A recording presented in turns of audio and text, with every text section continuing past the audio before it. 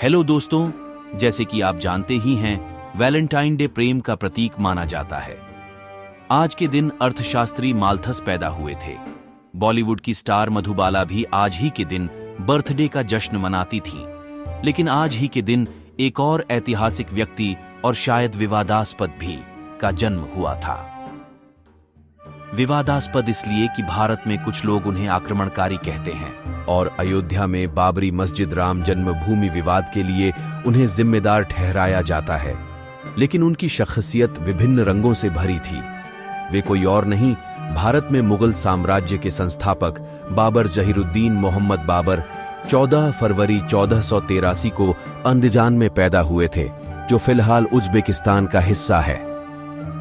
आक्रमणकारी हों या विजेता, लेकिन ऐसा लगता है कि बाबर के बारे में आमतौर से लोगों को न तो अधिक जानकारी है और न ही मुगल सम्राटों में अकबर और ताजमहल बनवाने वाले शाहजहां के नाम सबसे ऊपर हैं। लेकिन जैसा कि इतिहासकार हरबंस मुखिया कहते हैं, बाबर का व्यक्तित्व संस्कृति, साहसिक उतार चढ़ाव और सैन्य प्रतिभा जैसी खूबियों से भरा हुआ था। बाबरी मस्जिद बाबर ने बनवाई थी। उनके मुताबिक बाबरी मस्जिद का जिक्र उसके जिंदा रहने तक या उसके मरने के कई सौ साल तक नहीं मिलता। नंबर 2, बाबर ने 1536 में पानीपत की लड़ाई में जीत की खुशी में पानीपत में ही एक मस्जिद बनवाई थी, जो आज भी वहीं खड़ी है। नंबर 3, बाबर दुनिया के पहले शासक थे जिन्होंने अपनी आत्मकथा लिखी। नंबर 5, भारत में भले बाबर को वो सम्मान नहीं मिला जो उनके पोते अकबर को मिला था, लेकिन उज्बेकिस्तान में बाबर को वही दर्जा हासिल है जो भारत में अकबर को। नंबर 6, उनकी किताब के कई शब्द भारत में आम तौर से प्रचलित हैं। मैदान शब्द का भारत में पहली बार इस्तेमाल बाबरनामा में देखने को मिला।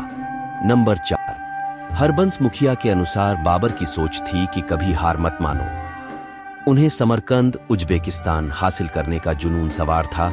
उन्होंने समरकंद पर 3 बार कब्जा किया, लेकिन तीनों बार उन्हें शहर से हाथ धोना पड़ा। अगर वे समरकंद का राजा बने रहते तो शायद काबुल और भारत पर राज करने की कभी कि आज भी भारत में बोली जाने वाली भाषाओं में तुर्की और फारसी शब्दों का प्रयोग आम है। उन्होंने 1930-40 में राज्य करने वाले एक मराठी हाकिम का उदाहरण देते हुए कहा कि उसने अपनी भाषा में उर्दू और फारसी शब्दों से पाक करने के लिए एक फरमान जारी किया।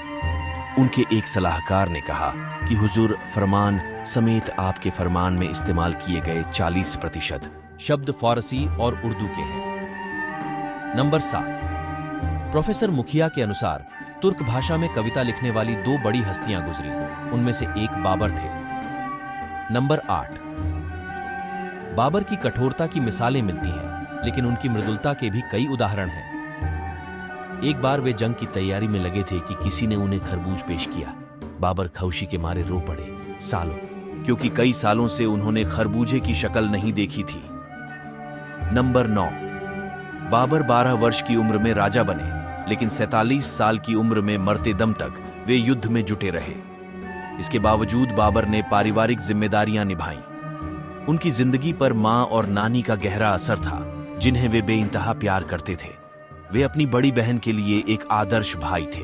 नंबर 10, मुगल बादशाह हुमायूं बाबर के सबसे बड़े बेटे थे। उनके लिए बाबर एक समर्पित पिता थे।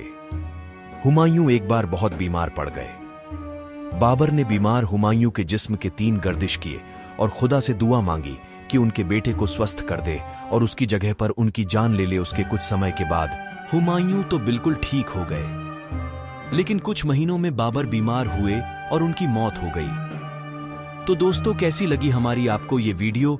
अगर आप ऐसे ही और इंटरेस्टिंग वीडियो देखना चाहते हैं तो हमारे चैनल को सब्सक्राइब कर लें और बेल आइकन का बटन दबा दें, ताकि हमारी हर वीडियो की नोटिफिकेशन आप तक पहुंचती रहे, और वीडियो को शेयर करना ना भूलें।